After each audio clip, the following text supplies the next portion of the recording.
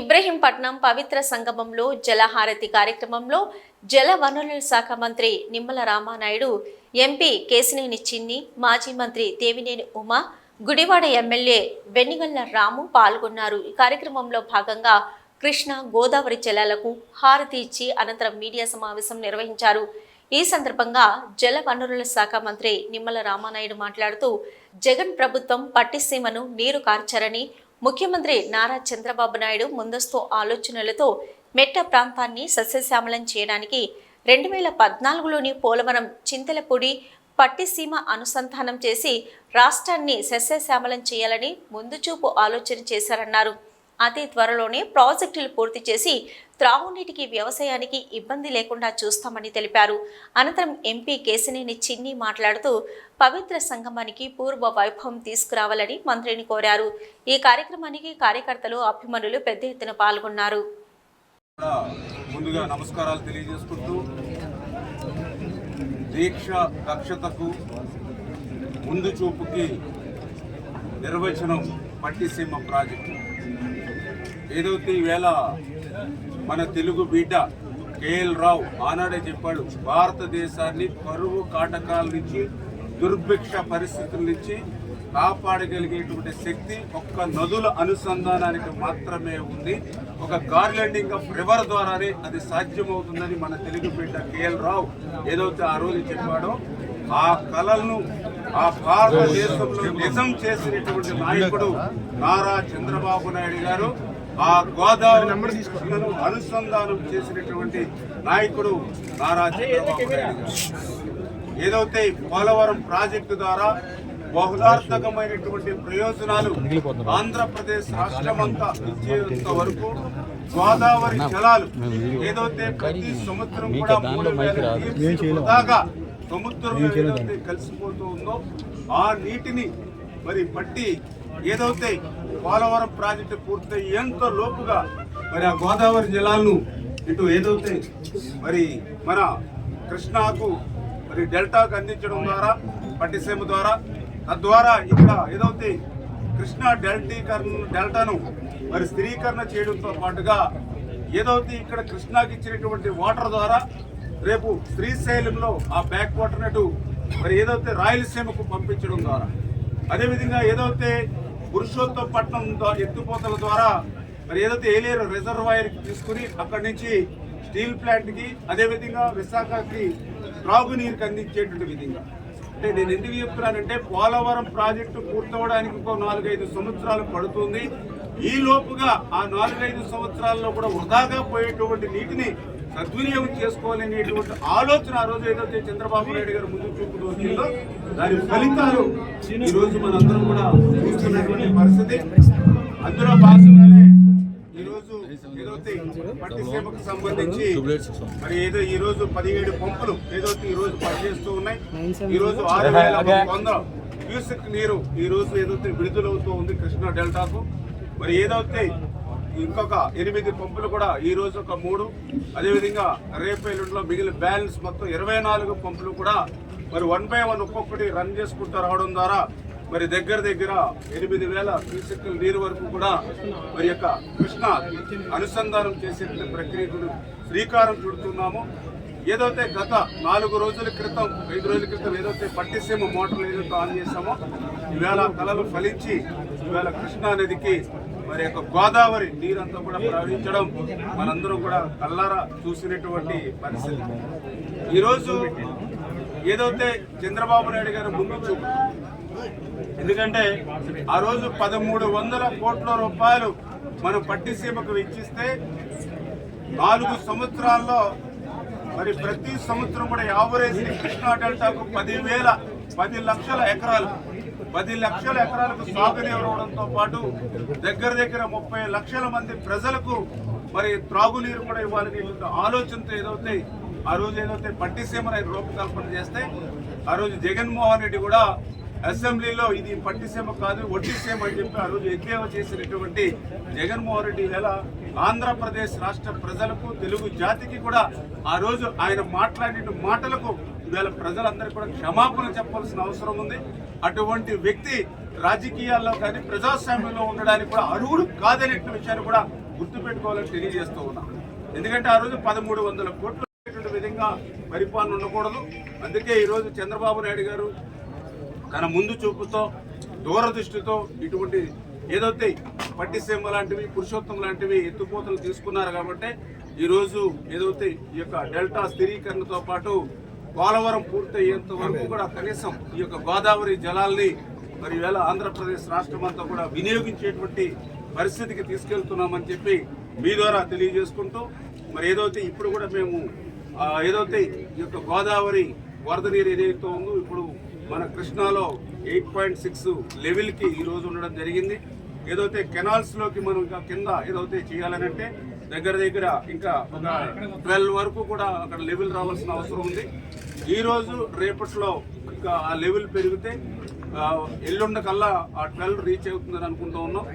Reach అవుతే ఎల్లుండి కూడా మళ్ళీ ఏదైతే ఈ యొక్క కృష్ణా డెల్టాకి క్రింద ఏదైతే ఆయకట్టు ఉందో ప్రజలు ఎవరైతే ఉన్నారో వాళ్ళకి సాగునీరు త్రాగునీరు అందించే విధంగా కెనాల్స్ను కూడా మేము రిలీజ్ చేస్తామని చెప్పేసి కూడా ఈ సందర్భంగా తెలియజేసుకుంటూ ఈ రకంగా ఒక ముందు చూపుతో దూరదృష్టితో ప్రజల దాహార్తిని తీర్చేటువంటి విధంగా మరి యొక్క పట్టిసీమకు రూపకల్పన చేసినటువంటి చంద్రబాబు నాయుడు గారికి కూడా మరొక్కసారి మనందరి తరఫున హృదయపూర్వకమైన ధన్యవాదాలు తెలియజేసుకుంటున్నాం.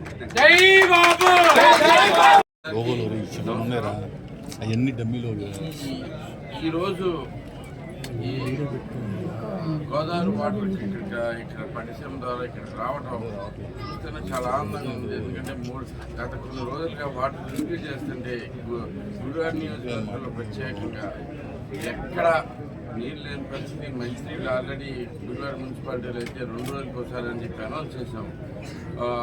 15వ తారీఖు దాటితే మా పరిస్థితి ఏంటి అనేది టెన్షన్గా ఉంది. అటువంటి పరిస్థితిలో 2 రోజులకు ఒకసారి వాటర్ అని చెప్పి నేను రీసెంట్గా అనౌన్స్ చేయడం కూడా జరిగింది. ఇక పల్లెల్లో ఇంట్లో అయితే కనుక పూర్తిగా చెరువులన్నీ ఎండిపోయి ఉన్నాయి. ప్రాంతం మురుగునీరు లాగా అసలే మాకు ఫిల్టర్ మెకానిజం చాలా పోయిన పరిస్థితిలో కనీసం నీరు పడవలేని పరిస్థితి వస్తుంటే భయం వేస్తా ఉంది. ఇప్పటిదాకా వెంటనే రియాక్ట్ అయ్యి మనకి ఈ పట్టిసీమ ద్వారా నీళ్ళు తీసుకొచ్చి మాకు ఇప్పుడే దాహాలు తీరినట్టుంది. యాక్చువల్లీ చూస్తుంటేనే మాకు కొంచెం గొంతు తడిసినట్టు అనే పరిస్థితిలో ఉన్నాం. ఇది వాటర్ ఇస్తే అన్నందుకు ఈ వాటర్ తీసుకొచ్చినందుకు చంద్రబాబు నాయుడు గారికి అలాగే ముఖ్యంగా మన మంత్రివర్యులు నిమ్మల రామానాయుడు గారికి చాలా థ్యాంక్స్ చెబుతా ఉన్నాం. కొంచెం మా నీళ్ళు దాహం త్వరలో తిరుగుతాయని చెప్పి ఇది కంటిన్యూ చేస్తారని చెప్పి కొల్లూరు కావచ్చు, కొండూరు కావచ్చు, గన్నవరం కావచ్చు, నూజివీడు కావచ్చు, నెల్లూరు కావచ్చు, మొత్తం ఈ మెట్ట ప్రాంతం గోదావరి కృష్ణ ప్రాంతం అంతా కూడా బ్రహ్మాండంగా ఈ పట్టిసీమ నీళ్ళతో ముందుకెళ్తా ఉంది. తప్పకుండా మనకి ఇప్పుడే సోదరుడు చెప్పాడు, గుడివాడ కొట్టుకగాడు ఎప్పుడు చూడాలి ఈ ప్రాంతాన్ని. ఇవాళ రాము వచ్చి ఆ నీళ్ళ కోసం తాగడానికి కూడా నీళ్ళు లేవని ఆ ప్రాంత రైతాంగం పడుతూ ఉన్న బాధలను చూసి వచ్చి ఇవాళ నాకు నీళ్లు తాగినంత తృప్తిగా ఉందో చంద్రబాబు నాయుడు గారు చేసిన పనిని ఇవాళ గుడివాడ ప్రాంతానికి తాగునీరు సాగునీరు తీసుకెళ్ళడానికి ఈ ప్రాంతానికి వచ్చారు. అట్లాగే ఈ వారంలోనే రామానాయుడు గారు చెప్పారు కృష్ణా డెల్టా కూడా నీళ్లు వదులుతామని. అదేవిధంగా మెట్ట ప్రాంతం అంతా కూడా సస్యశ్యామలు వాడినారు. చింతలపూడి ఎత్తిపోతల పథకానికి 4,000 కోట్లు పైగా ఖర్చు పెట్టాము. గట్టి దగ్గర ఇంకొక 2,000 కోట్లు ఖర్చు అయితే మొత్తం ఈ ప్రాంతం అంతా కూడా జగ్గేపేట, నందిగామ, మైలవరం, ఇరువురు, నూజివీడు, గన్నవరం, దెందులూరు, చింతలపూడి మొత్తం ఈ బెల్ట్ అంతా కూడా బ్రహ్మాండంగా సస్యశ్యామలు అవుతుంది. అశ్వాదే కృష్ణ 2 మెట్ట ప్రాంతాలు కూడా బంగారం అవుతాయి. ఉన్న రివ్యూ కూడా రామానాయుడు గారు అన్నీ కూడా చూడటం జరిగింది. తప్పకుండా చంద్రబాబు నాయుడు గారు ఆ స్కీమ్ 2,000 కోట్లు ఇవ్వాలనే పట్టణంలో ఆయన కూడా ఉన్నారు. ఆ చింతలపూడిని కూడా పూర్తి చేస్తే 1,00,000 మంది ప్రారంభోత్సవానికి వచ్చారు. రేపు నీళ్ళు ఇచ్చే ప్రాంతానికి కొన్ని 1,00,000 మంది చింతలపూడి గోదావరి తల్లి నీళ్ళ కోసం మెట్ట ప్రాంతం అశ్వగోదావరి కృష్ణ ఐటమ్ చూస్తుంది. తప్పకుండా చంద్రబాబు గారి నాయకత్వంలో, రామానాయుడు గారి నాయకత్వంలో అన్ని ప్రాంతాలకు కూడా తాగునీరు సాగునీరు వెళ్ళడానికి జలవనరుల శాఖ అన్ని కార్యక్రమాలు తీసుకుని తెలియజేసుకుంటూ సెలవు తీసుకుంటాం. మనందరికీ తెలుసు, దేశం మొత్తం మీద ఎంతోమంది ప్రధానులు అనుకునే విధంగా నదుల అనుసంధానం ఒక రాష్ట్ర ముఖ్యమంత్రి చేతిలో, అది కూడా విడిపోయిన రాష్ట్రంలో 2014 నుంచి జరగడం మనందరం చూసాం. అటువంటి పట్టిసీమ మన కృష్ణా డెల్టా ప్రాంతానికి ఆయుపట్టైన పట్టిసీమని గత ప్రభుత్వ కాలంలో దాన్ని ఎందుకు పనికిరాని విధంగా తయారు చేశారు. వాళ్ళ కృష్ణా జలత నిజంగా ఎండిపోయే పరిస్థితి, తాగునీరికి కూడా సౌకర్యం లేని పరిస్థితిలో ఇవాళ మళ్ళీ చంద్రబాబు నాయుడు గారి ప్రభుత్వంలో మన రామానాయుడు గారు ఇరిగేషన్ మంత్రిగా ఉండి మళ్ళీ పట్టిసీమను 17 మోటార్లు ఓపించి మన డెల్టాకి మంచినీళ్లు సాగునీరు ఇచ్చినందుకు ముందుగా చంద్రబాబు నాయుడు గారికి, అంతేకాకుండా మంత్రివర్గానికి రామానాయుడు గారికి ధన్యవాదాలు చెప్తున్నాను. ఈ ప్రాంతంలో గత మంత్రిగా చేసిన దేవినేని ఉమా గారు ఇక్కడ ఎంతో కృషి చేశారు. ఆ సమయంలో ఇక్కడ హారతి కార్యక్రమాల ద్వారా ఎంతోమంది ప్రజలకి జీవనోపాధి ఉండేది. ఆ జీవనోపాధి కూడా లేకుండా పోయి ఎంతోమంది చిరు వ్యాపారులు కూడా రోడ్డు మీద పడి జీవనోపాధి కోల్పోయిన పరిస్థితుల్లో మేము మంత్రి గారిని ఒకటే కోరుతున్నాం, మళ్ళీ ఇక్కడ హారతి ప్రోగ్రాం పెట్టండి. ఇక్కడ కలకలలాంటిది టూరిజం అందరికీ జీవనోపాధి అయినటువంటి హారతి ప్రోగ్రాం కూడా మీరు దయవుంచి చంద్రబాబు నాయుడు గారి దగ్గర దృష్టికి తీసుకెళ్ళి మొదలు పెట్టాలని మేము అందరం కూడా వెళ్ళి పోరాటం జరుగుతుంది. తప్పకుండా అది కూడా ప్రారంభించి ఈ ప్రాంతం, ఈ ఇబ్రహీంపట్నం ప్రాంతం గత 2014 నుంచి 19 వరకు ఏ విధంగా కలకలలాడేదో మళ్ళీ ఇంకొక నెల రోజుల్లో అదే విధంగా కలకలలాడాలి. కాబట్టి ఇక్కడ చాలా భారీగా ప్రజలు మన మీద అందరూ కూడా ఆశలు పెట్టుకున్నారు.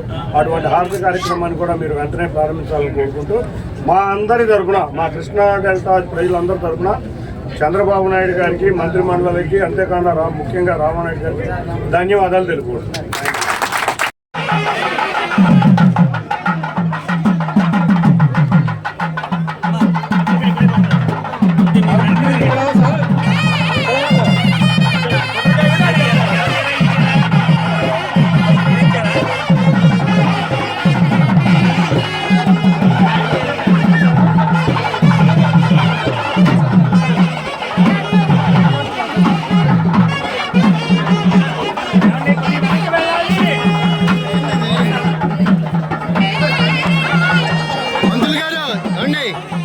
పంతులు గారు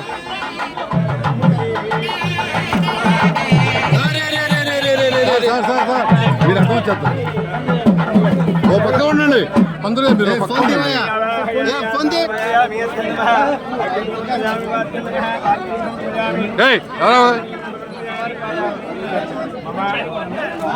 కెమెరానికి పెట్టి భూసంపద అభివృద్ధి సిద్ధ్యర్థం అఖండ గోదావరి కృష్ణవేణి పవిత్ర సంగమ స్థానే మహా లక్ష్మీ సంపద అనుకూలత అభివృద్ధి సిద్ధ్యర్థం దేశ రాష్ట్ర గ్రామ సుభిక్షత సిద్ధ్యర్థం సకల జన సుఖజీవన సిద్ధ్యర్థం కృష్ణవేణి పూజాం కరిష్యే.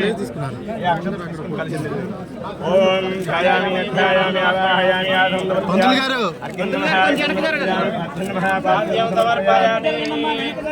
కెమెరా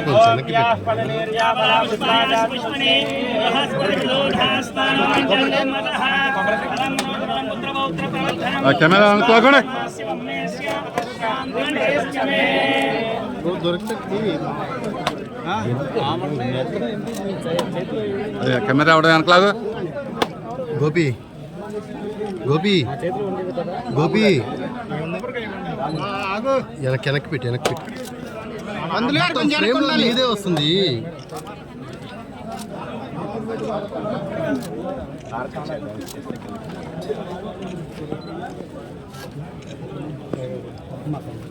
సరే పదండి, ఇంకా వెళ్ళిపోదాం అన్న. వచ్చి అయిపోయింది ఇంకా పద అటు వెళ్ళిపోదాం.